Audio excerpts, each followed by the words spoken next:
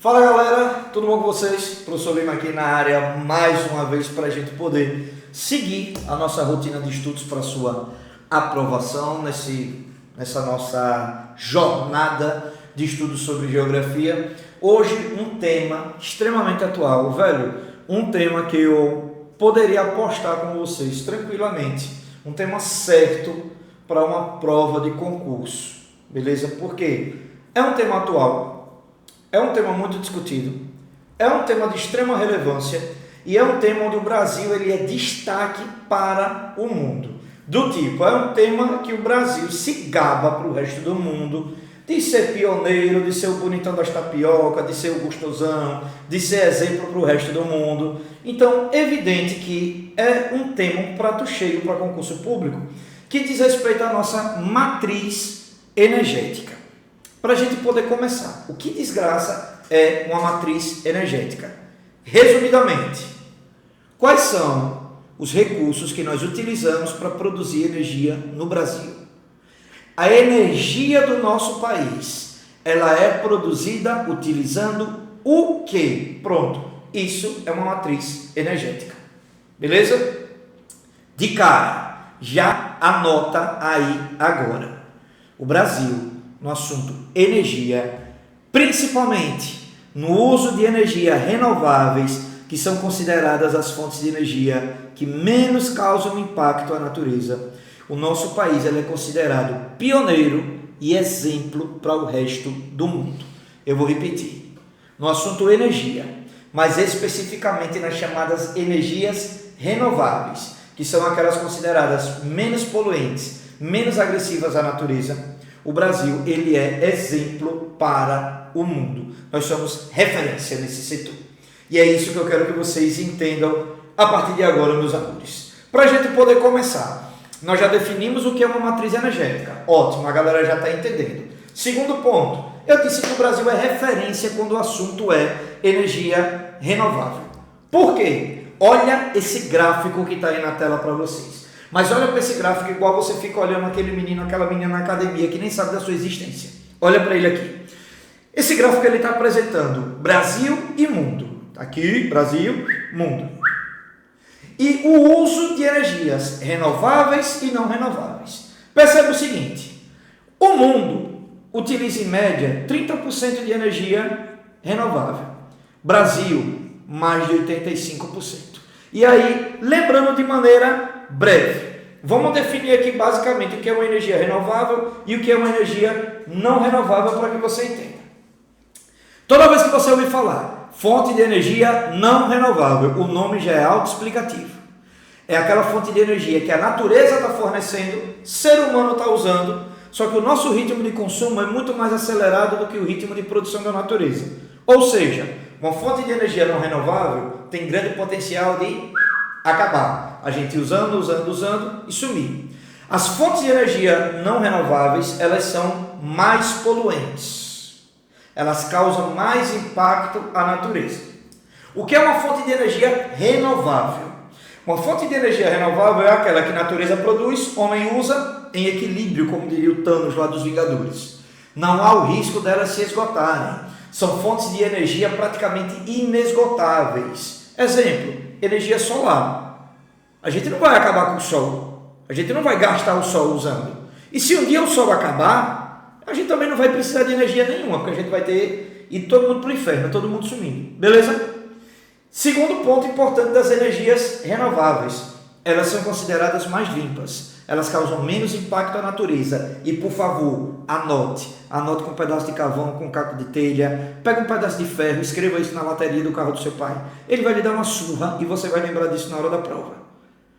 Toda fonte de energia causa impacto à natureza. Não existe nenhuma fonte de energia 100% limpa. As energias renováveis, elas são as que causam menos impactos quando comparado às não renováveis. Lembre disso. Vamos começar. Lembre, o que a gente está vendo aqui faz parte da matriz energética brasileira. O Brasil utiliza energias não renováveis? Sim. E aí vamos entender primeiro essa definição.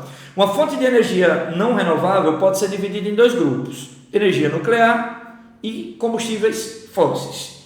O Brasil usa energia nuclear. Nós temos as usinas de Angra 1 e Angra 2 no Rio de Janeiro, que produzem eletricidade a partir do átomo do, acho que é urânio, que eles utilizam nas usinas de Angra 1 e 2, beleza? Mas, dentro das não renováveis, o destaque brasileiro está nos chamados combustíveis fósseis. Combustíveis fósseis que nós encontramos em nosso território. Lembra da aula de relevo brasileiro? Onde eu tenho área de bacia sedimentar, que são as áreas de planícies e de depressão no Brasil, eu tenho combustíveis fósseis. Os combustíveis fósseis mais utilizados no Brasil são o carvão, ou o petróleo, desculpa, o carvão mineral e o gás natural. Beleza? Todos os três nós conseguimos encontrar em território brasileiro, sendo que o primeiro, o petróleo, em maior quantidade. Lembrando, o Brasil ele é autossuficiente na produção de petróleo. Exportamos petróleo de outros países, ou melhor dizendo, importamos, desconsidere aqui, há uma importação de petróleo brasileiro de outros países? Sim, por quê? Por uma deficiência que a gente tem na questão de refino. A gente tem o petróleo, mas não sabe refinar ele para que ele vire o diesel ou a gasolina. Então a gente acaba comprando petróleo de outros países por questão de refino, não por produção. O Brasil produz tudo o que precisa, certo? E nós temos também em nosso território carvão mineral, mais especificamente no sul do Brasil aqui, ó. Esses estados, eles são os maiores produtores de carvão dentro do Brasil. O Rio Grande do Sul produz mais de metade do carvão consumido no Brasil, depois dos estados de Santa Catarina e do Paraná. Mas percebam, o domínio gaúcho e o domínio catarinense é absurdo na produção de carvão dentro do território brasileiro. Observação, ponto, anotação para você garantir sua aprovação. Petróleo e carvão mineral possui elevada emissão dessa sigla aqui, Velho, tatua essa sigla no seu braço para a hora da prova. GEE, gases do efeito estufa. Vai lá na aula que a gente tem aqui sobre impactos ambientais, que você vai ver que a gente vai trabalhar muito essas questões. Esses gases, eles potencializam o efeito estufa e eles contribuem para um fenômeno conhecido como aquecimento global.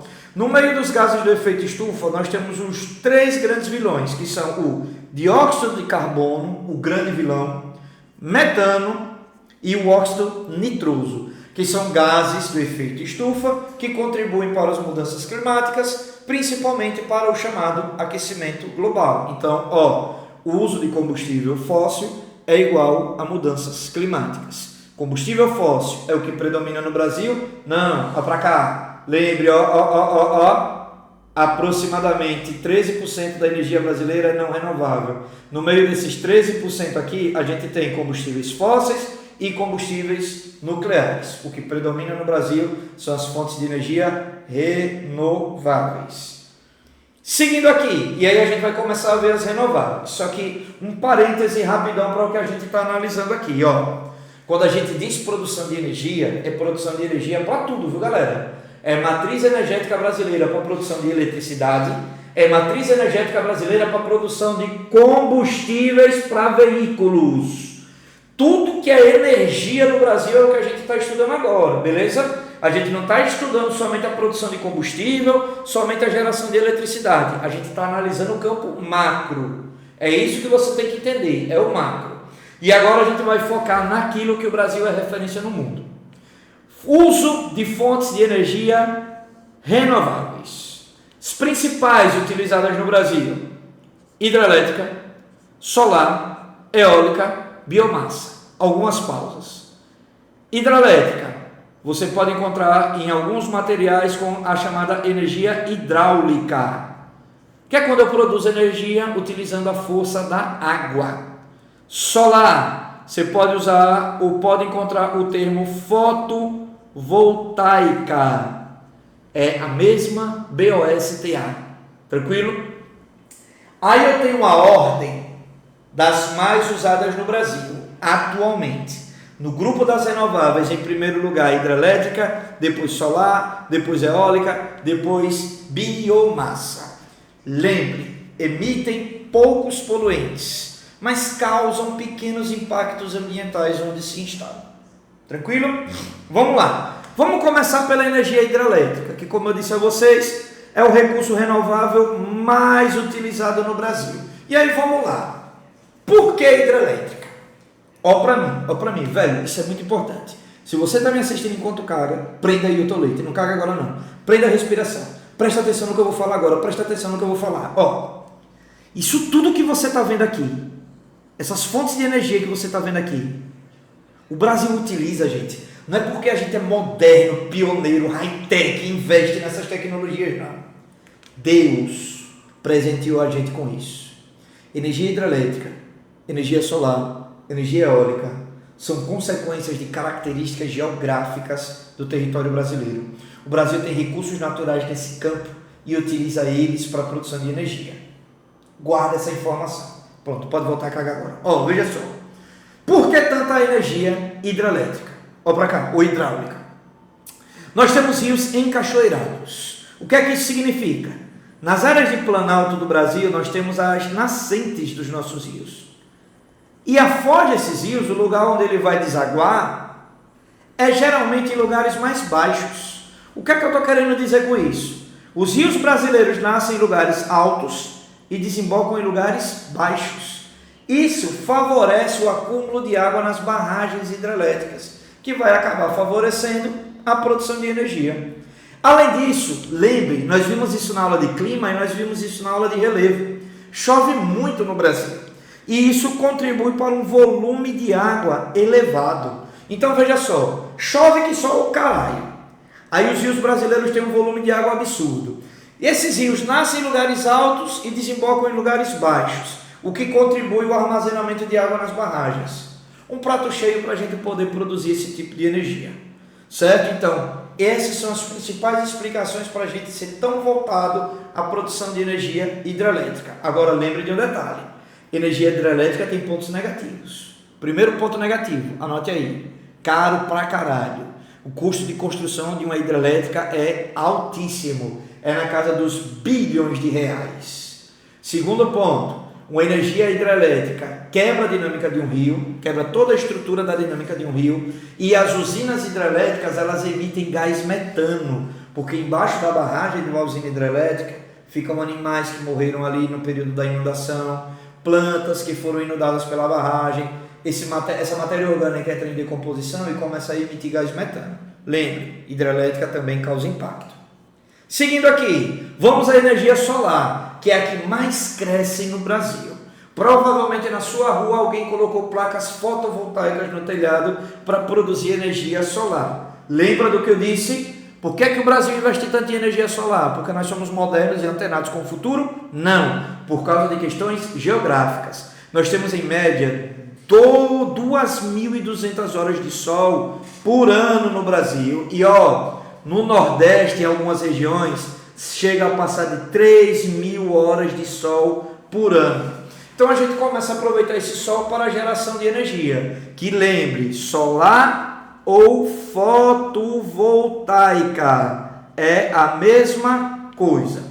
Existem 3 técnicas básicas para a produção de energia solar. A de aquecimento solar, que é essa que está aqui, que você já deve ter visto no telhado de hotéis e pousadas. É só um cilindro com água, uma placa que vai ser aquecida. Essa água aqui vai ser aquecida pela placa e ela vai ser utilizada, por exemplo, no chuveiro elétrico. Já economiza muito a conta de luz, beleza?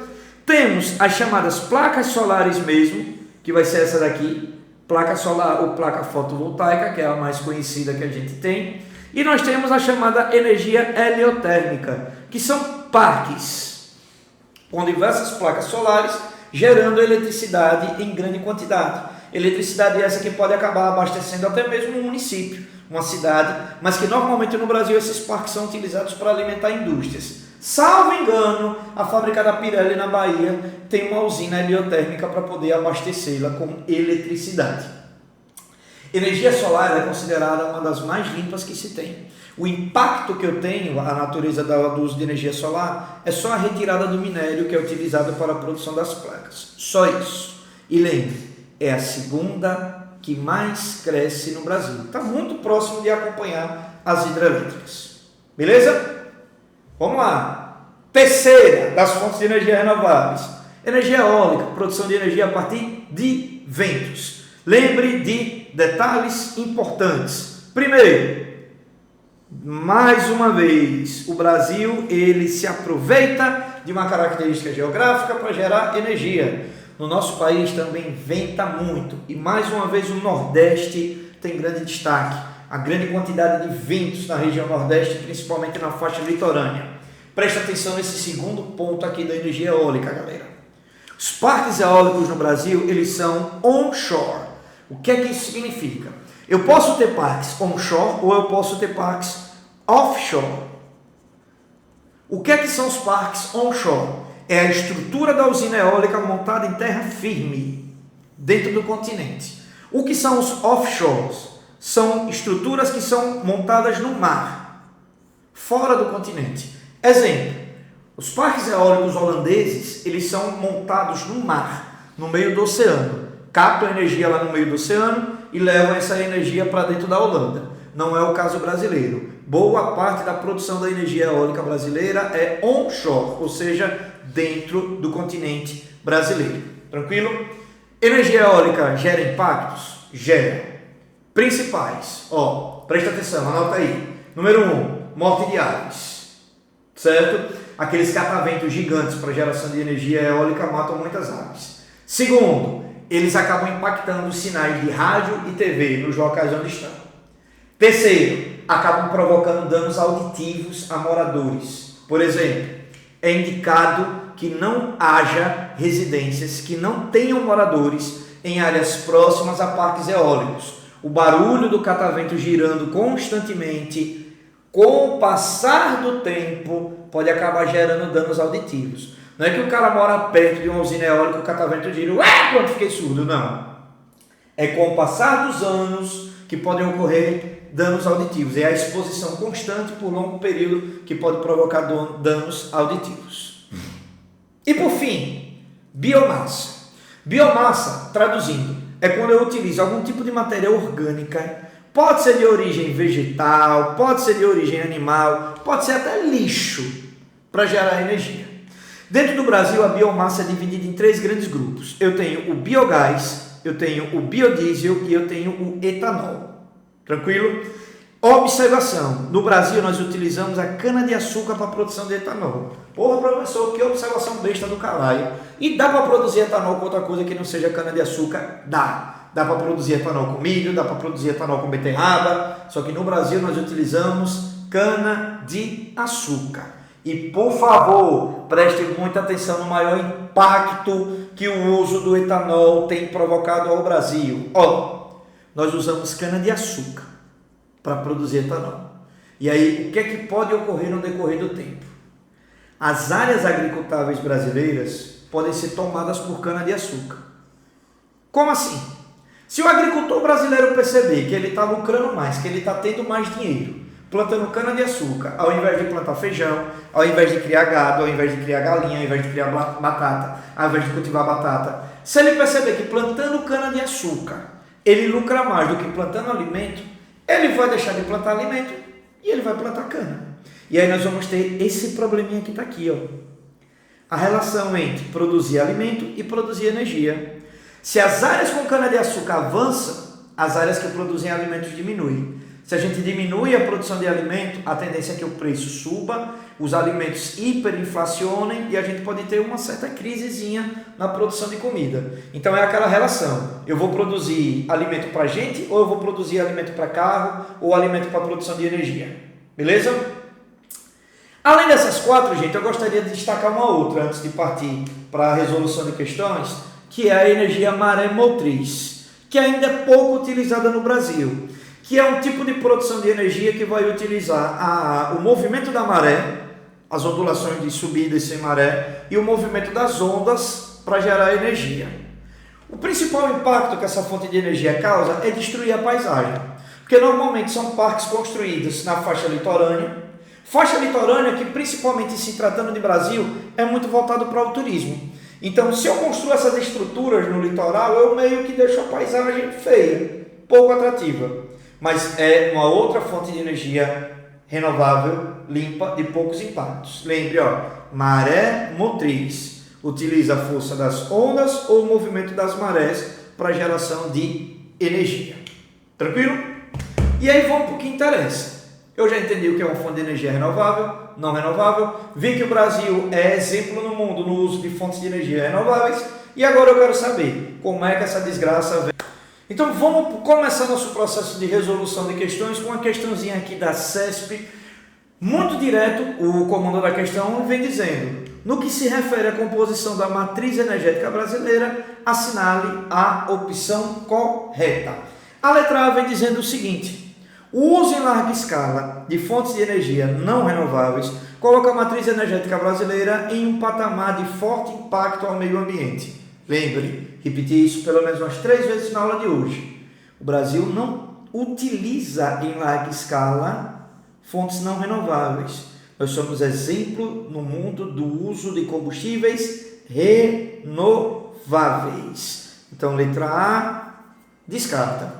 Letra B, a produção de cana-de-açúcar destina-se tanto ao setor de alimentos quanto ao energético, como a produção de álcool para o uso em automóveis. Seu bagaço, entretanto, é um rejeito não aproveitado e descartado pela natureza. Essa é aquele tipo de alternativa que quem criou foi Satanás, porque veja só, ela vai toda perfeita, até aqui, ó, a parte do bagaço. A parte do bagaço é o equívoco. Como assim a parte do bagaço é o equívoco? As usinas de cana-de-açúcar, elas utilizam esse bagaço, queimando ele e gerando energia para a própria usina. Produzem o chamado biogás, a partir da queima do próprio bagaço. Então, o bagaço da laranja, ele não é um rejeito não aproveitado. Ele é utilizado sim pelas usinas para gerar energia para a própria usina, como se fosse uma parada totalmente autossustentável para as usinas de cana-de-açúcar. Então, descartamos também a letra B. Letra C. As fontes de energia renováveis, principalmente a hidrelétrica, têm expressiva participação na matriz energética brasileira. Tchau, acabou. As fontes de energia renováveis são a principal entre as fontes de energia. A energia hidrelétrica, ela é a principal entre as fontes de energia renováveis na matriz energética brasileira. Lembre, na sequência, hidrelétrica, solar, eólica, biomassa. Beleza? Tudo por explicação geográfica. Então, essa é a nossa primeira questão. A alternativa correta é a letra C. Letra D, os conflitos de uso de água para abastecimento, irrigação e geração de energia colocam esse recurso na categoria de recurso não renovável e tem diluído a participação do setor. Basicamente, a letra D está dizendo que o uso da água para abastecimento e irrigação faz com que a hidrelétrica entre na não renovável. Isso não é verdade, porque veja só, presta atenção no que eu vou dizer, Na energia hidrelétrica ou hidráulica, nós utilizamos a força da água. Não há um desperdício da água. A água simplesmente vai descer da represa, bater em turbinas, girar e gerar eletricidade. Depois ela volta para o rio. Voltando para o rio, ela pode ser usada para abastecimento, ela pode ser usada para irrigação, ela pode ser usada para animais, ela pode ser usada para o que a gente quiser. A hidrelétrica só precisa da força da água, não desperdiça a água. Então, tchau, letra D.